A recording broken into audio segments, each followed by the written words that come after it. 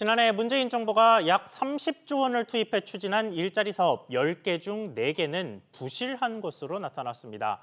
특히 빈 강의실 불 끄기 등 국고로 임금을 주는 직접 일자리 사업은 노인 단기 아르바이트만 양산했다는 지적이 나오는데요.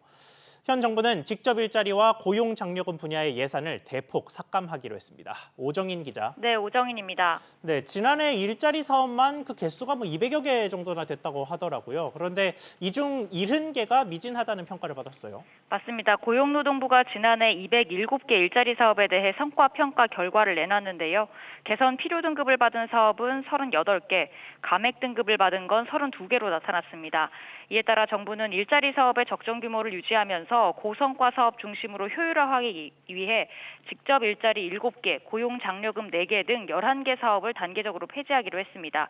올해로 종료되는 사업은 특별 고용 촉진 장려금과 청년 추가 고용 장려금, 청년 채용 특별 장려금, 그리고 지역 방역 일자리 등입니다.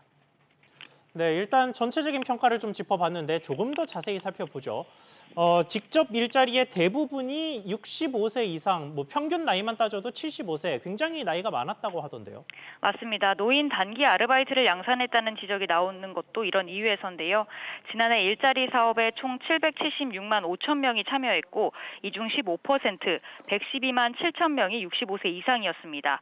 이들 중 83만 8천 명이 직접 일자리에 참여한 것으로 나타났습니다.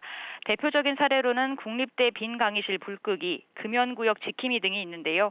직접 일자리 참여자가 총 101만 1,000명이라는 점을 감안하면 65세 이상이 83%로 편중됐다는 겁니다.